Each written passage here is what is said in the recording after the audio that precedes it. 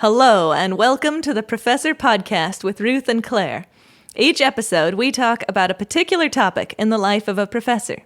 We are tenure-track faculty members in the sciences, working at a primarily undergraduate university in California. The purpose of our podcast is reflection, so we bring something we think is working and something we're working on to discuss. Hello, and welcome to the Professor Podcast. My name's Blaise. And I'm Claire, and today we're talking about collaboration. But first, Blaise, how was your week? My week was good. Careful listeners might remember that I moved my turtle inside recently, and since I've been on a kick of learning about fish keeping and aquarium keeping, and this weekend I got to go visit a real aquarium down in Chicago. Ooh. And wow, is that a whole nother level? But it makes me want to keep an aquarium even more. So I've been indulging that side passion. That sounds great. How was your week? My week was good. I've been thinking about reinvigorating essentialism, and a particular moment. I'm always into essentialism, right? Yeah. But I just got an email last week saying, is anyone in the department interested in joining the scholarship committee where we choose, who gets the different scholarships our department offers? And I was like, that's a nice thing. I am interested in that. But then when I thought about it more, I was like, but I'm also feeling like I have too mmany other things going on. So anyway, I was like, no, remember essentialism. So I did not reply to the scholarship committee email. Yes, so that was good. Yeah, that is good. It's so hard to zoom out and view those emails in light of how you felt 10 minutes before opening the email. Exactly. And it could be that you want to do that email more than something else you're doing, and you could swap it around, but just remembering, exactly, that maybe I already had plenty of things and don't need another thing.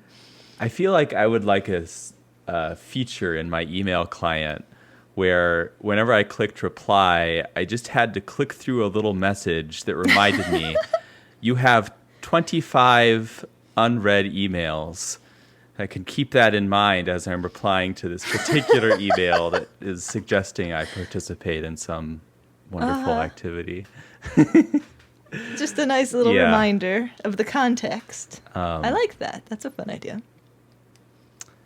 Yeah, so I believe you have a quote today. I do. So I got this quote from the book Everything is Figure-Outable by Marie Forleo, but it's actually a quote that she quoted someone else, Erica Jong. Wow, and the quote is, I know. And the quote is related to essentialism for me. So it's, you take your life in your own hands, and what happens? A terrible thing. No one to blame.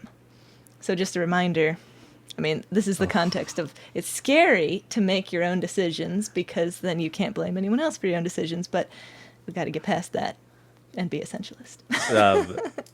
That's such no one to blame is exactly the content of my working on for collaboration today. Oh, so, interesting. But I guess that's getting ahead of it. All right, let's talk about collaboration. What's working for you for collaboration? For me. So let's see. I really I'm at a primarily undergraduate institution, and I've had a lot of positive collaborations with an R1 faculty member and kind of coming up with something where we're doing something together. Mm-hmm. And I think that works really well. Having those kind of collaborations in the proposal, I think, really makes it a strong proposal. And then I also think it just really strengthens the project, Mm-hmm. So usually it's like a big project, and I'm doing a small piece of it, but my students get to be involved in this big project, and then also the undergrads get to have a big contribution from my lab, and I think that can really add to, the broader impacts of the project to have all these undergrads involved. And so one thing that we've done that I think has been really cool is having a student exchange between our research groups. So I'll send an undergrad to my collaborator's lab for a week, and then they'll send, so far it's been a grad student, the one time in the past and the one time that we're planning upcoming, and the grad student will spend a week in my lab. And so, we're exchanging experiences in terms of analytical methods, and so that's kind of what we're doing, is exchanging analytical methods, but we're also exchanging experiences of different kinds of universities. And I think it's been meaningful for my undergraduates to see, wow, there's so much research going on at this other university. It's such a big, I don't know, force. And then it's also been cool for the grad student who came to my lab to see, maybe he wants to go into a teaching-focused university, or at least he has a better idea how that works, and that you can still do research at a teaching. It's just a good experience for both those students. So I found that to be pretty cool to think about collaborations between those different kinds of universities. Yeah, so I like the way that you couch it as, an exchange and highlighting each of the strengths of those two different positions. Because I think from the outside, at least, it's so easy to be negative about it and imagine that you're just, oh gosh, this is so negative, but like some sort of parasite or benefiting from the research prowess of this larger institution and the people who work there. But in fact, you mentioned the way that you can provide a broader impact, and you can provide a perspective for the career goals of the graduate students working in that lab. Yeah, on the one time that I submitted a collaborative proposal, all the reviews talked about how the PUI's broader impacts contributions were really added to the proposal, so I do feel like that helps.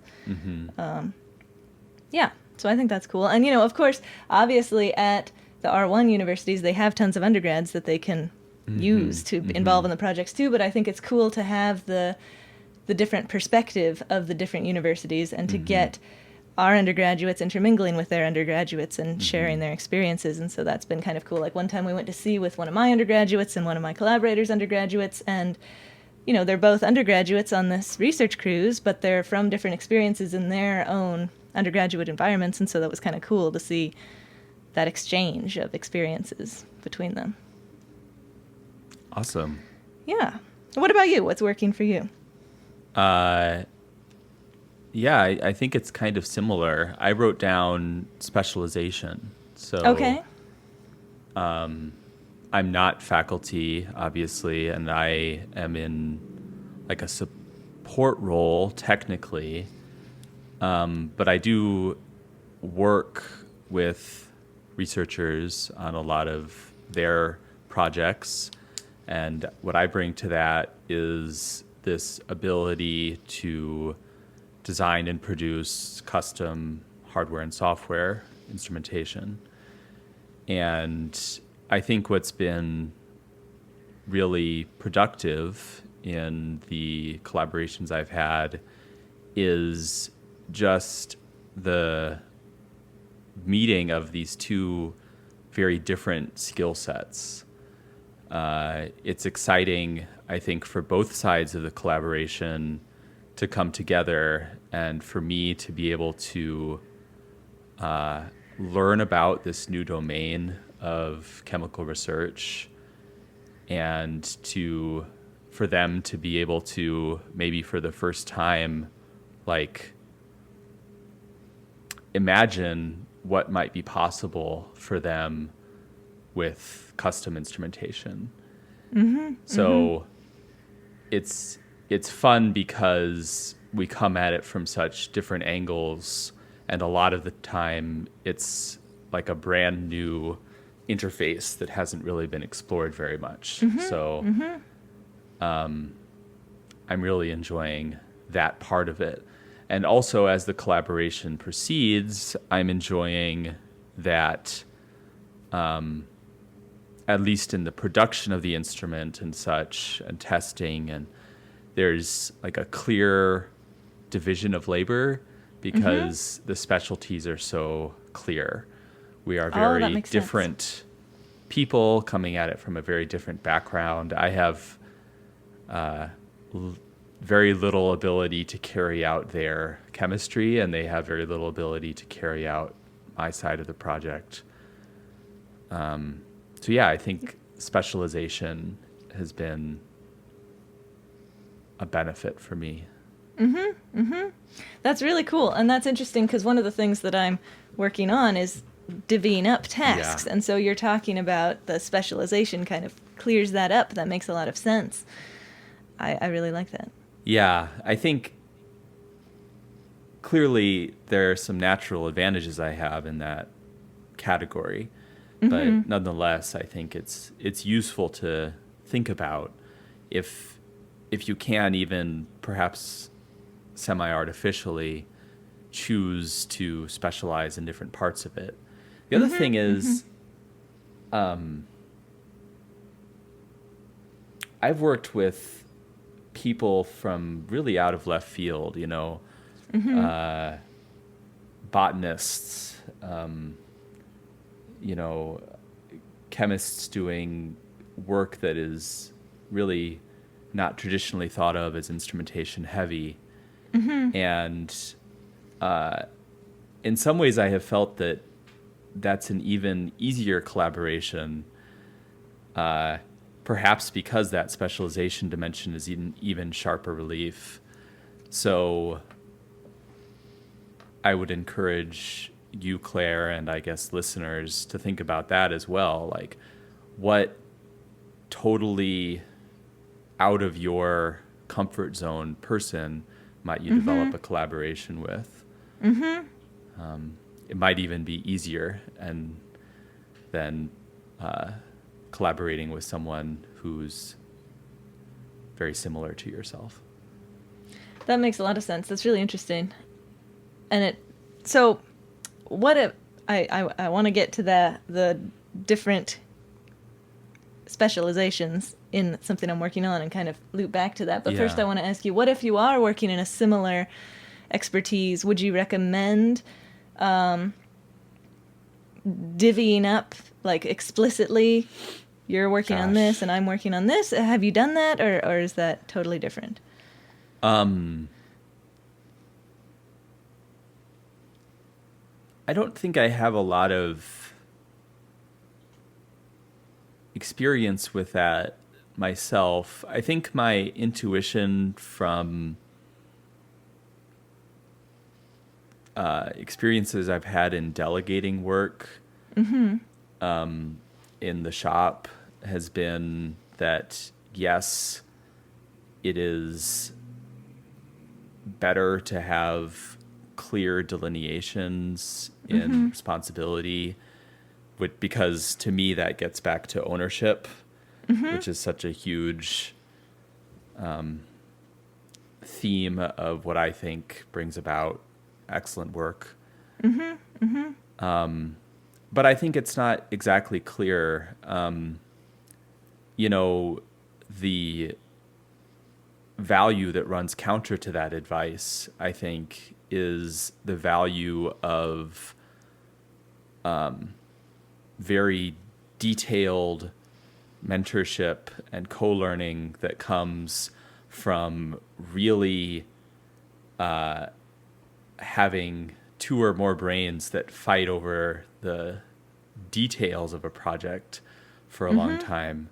And I've had projects like that as well as a graduate student, and those were also very productive environments where I learned quite a lot. So I guess it's definitely worth thinking about and being explicit about. How about that as concrete takeaways? I think there are advantages and disadvantages to any approach. The worst thing is just to say, here's a bucket of work and here's a bucket of people, and let's not think or talk about who's going to do what. Sure. Lots of misunderstandings are going to come from that, probably.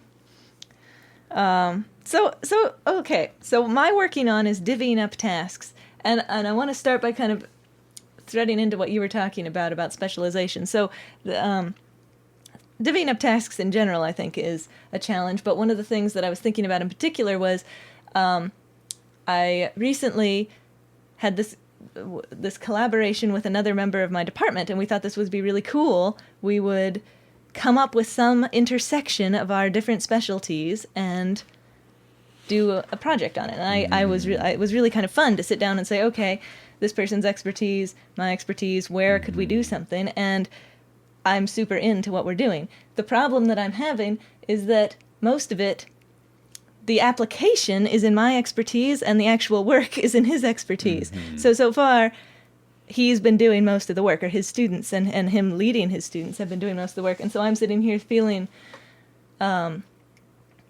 like maybe I'm not doing enough, but right now we're at the stage of the project where it's his expertise and he's doing it. And what I'm expecting will happen is at some point we'll be done with that. And then I will add it into a paper and we'll all be authors on it and I'll lead the writing and the interpretation side of it. So I feel like that's what we're doing. And probably the problem is just that we haven't been super explicit that that's where my contribution will come in. I had the idea of why this would be worth doing. He's doing it. And I feel like I'm just waiting while he's doing it, and I feel a little bit bad about that. So maybe I just need to be a little bit more explicit and have a nice conversation, like, I don't know exactly what but just that I and we have talked about how we're going to write a paper. It's going to fit into this thing that I'm doing, and once we get there, we'll get there. But I just feel a little bit, I don't want to just be mooching on this other faculty member's expertise, but we did get together and come up with this plan. And so I don't know. What do you think about that? I am forever in the position of your collaborator, Claire, the person who needs to do most of the initial work in bringing a kernel of an idea into something that can start to grow legs and be an actual collaboration. And I think that that's just a very natural thing that happens in a lot of projects, I think.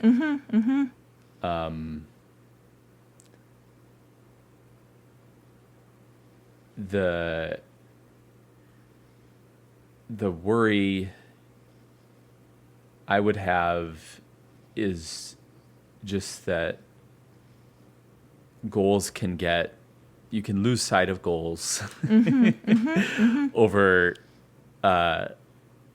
incredibly short time scales.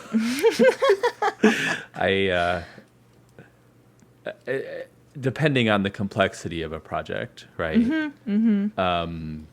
So we wouldn't want to go down a whole bunch of rabbit holes on his time that aren't going to go anywhere. So maybe my role, in addition to having explicit conversations, is to make sure that we are remaining on the pathway towards the product that will lead to a paper where everyone will benefit. An idea that comes out of, at least I first heard it in the context of the software development world, is scope creep. And that can happen when the team that's doing the implementation is not very communicative with the team that is asking for features or thinking about what would be nice. And projects can get caught in this, this pattern of trying to implement misguided features, which are casually asked for and implemented through very much blood, sweat, and tears. and the asker might not know which requests have blood, sweat, and tears and which ones are the flip of a switch. So, so I guess I would just be aware of that. And that makes sense. I guess the other random thought I would have of something that would be useful for you is try to be as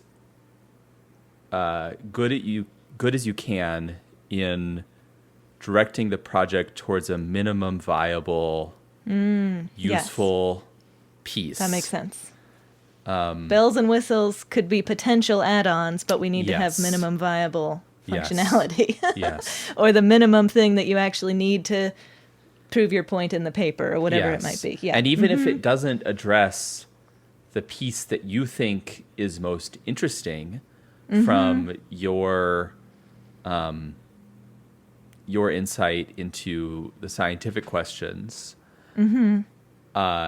anything that counts as useful, or even anything that can be tested,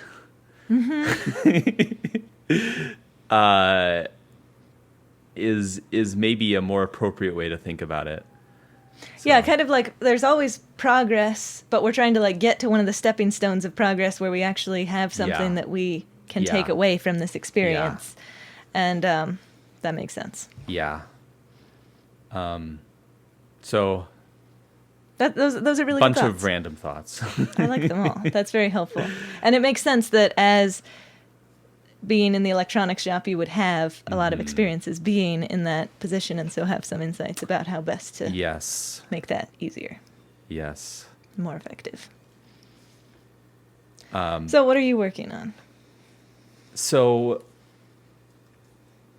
I'm working on the finishing up of projects. Oh, yes. And that is tough. The diffusion of responsibility that can occur at that stage. It's like, I feel like my beautiful story about specialization and clear roles and intentionality all gets muddy. I mean, frankly, the moment where it gets muddy is when the thing works, we like it, we think it's publishable, and now somebody is writing a paper. You know? Yes. And yeah, I feel like what I have come to believe is that papers never get written unless there's at least one person for whom that paper is their primary responsibility, their focus. And if there are,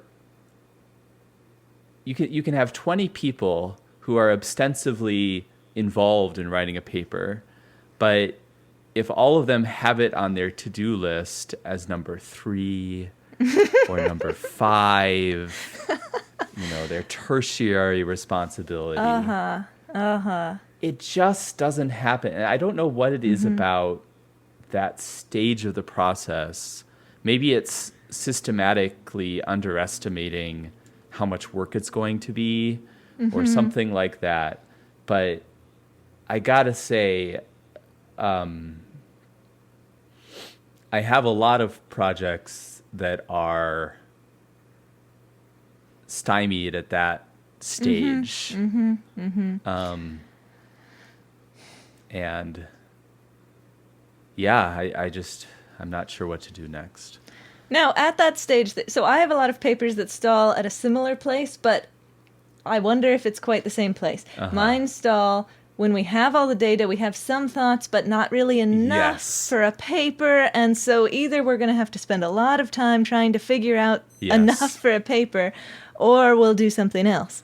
So are yours at that kind of analogous stage, or are they? It's kind of sounded like they might be further along. I would we know what we want to say in the pretense of the way you're couching it, because I think the stage that I get stuck at is the stage where many people think it's enough and other people just haven't really thought about it, or they would love to see a little bit more. And it's just not quite, I guess the point I can agree with you on is it's at the stage where collaborators have not yet agreed on exactly what the scope of the paper is. Yes, that makes sense. Or not everyone is happy with the proposed scope or the proposed story. And so I think maybe that's why it's staying at number 3 and not ever moving up to number 1 on these people's to-do list, because it's not actually, if it was, here's the story, here's the main figure, somebody blast this paper out, there would be volunteers. Yeah. But when it's at the stage of, we're not really quite sure what this paper is going to be, we have to figure that out first. Yeah. That's a different problem. I think it can, maybe in a way, it's the dark side of the specialization advantage. It's that perhaps a reason I find it commonly hard to agree on the scope is because each of us is making a contribution that we are judging in the light of our own specialization and colleagues from our specialty that we would imagine reading the paper, and are failing to properly appreciate the advantages or what it would look like to our collaborators' colleagues. Right, exactly so. So it's, the contribution is not merely all these little pieces, it's that they're integrated. Yeah. I wonder then, it seems to me like something to work on might be, instead of having it be on people's to-do lists as write the paper, have it be more like the problem that we're working on is decide on the scope of the paper. And once we do that, if we can agree on the main messages, then it might fall together a little easier. I'm chuckling because it reminds me of some of the experiences I've had with like brand new undergrads who come in and they know they're stuck on a project, but they can't see what they're stuck on. They can't even express it. Yes. And as someone who has seen and participated in the writing of hundreds of lab reports, it's obvious what you're stuck on, right? You think you're stuck on, I don't know how to write a paragraph, but you're actually stuck on, I don't know how this experiment sticks together into a storyline or how to think about that. And oh my goodness, we are sitting here writing actual scientific papers doing the same thing, I think. Yes. You're stuck on writing the paper, but you really haven't even gotten, I've had these conversations where it really seems like we have a productive meeting about the paper and we agree and we're enthusiastic about going off to write it, but then we don't write it. And I think it's because when we sit down, we try to solve problems like finding a citation or polishing a figure, and we find that very unproductive because it's unclear what we're doing in the first place. Yeah. I think so. There's questions to answer before getting to writing the paper, that polishing the figure or whatever it is. Yeah. Maybe this is like the scariest proposal in the context of at least my experience being involved in collaborations, but maybe the key is to have more high bandwidth in-person or Zoom or whatever meetings at that stage. Because I feel like in my experience, so often what that stage looks like is it's like someone sends out an email and it's like, wow, that went well. Let's write a paper about it. And they just expect somehow that the people who have been copied on that email, someone will respond with a draft that they like, even though they don't have an idea that's concrete in their head about what that draft would be. I don't know. No, it's very true. I feel the same way. Is that relatable? I almost feel the same way about myself. You know, Yeah. I'll be like, okay, well, here's the data, here's some ideas. Yeah. So I'll open a document and start writing a paper, and then I'm like, wait a minute, what am I saying? So, Yeah. I think maybe we do need to remember that there's some extra steps that maybe we're trying to skip over, but if we don't skip over them, Yeah. it might be actually more effective. Yeah. I think I That's have really some projects that I need to stop myself from opening all the documents, and I just need to get out a pen and paper and try to make an outline. I love that idea. That's exactly so. We're not tweaking figures. We Yeah. are, what is the outline of this paper? Yeah. I love it. And I also love your insight about the analogy that we are like the undergraduates that don't know where we're stuck on in this particular lab report, but we're just in it's the same thing. Yeah. So Why is it so hard to decide how to design this figure? It's because you're trying to build that design on top of a narrative that doesn't yet exist. Mm-hmm. Exactly so. Well, I've felt motivated by this conversation. Me too. Thank you, To Blaise. check in maybe, because I'm not too optimistic that it'll be a night and day transition, but No, but it's one of it's those one of the things things to- you got to reflect on. keep working on. Definitely. Thanks, Claire. Thank you, Blaise. Thanks so much for joining us on the Professor Podcast with Ruth and Claire. We're delighted to have you as a listener, and we would love to hear from you. And if you want to email us, our address is contactprofessorpodcast@gmail.com.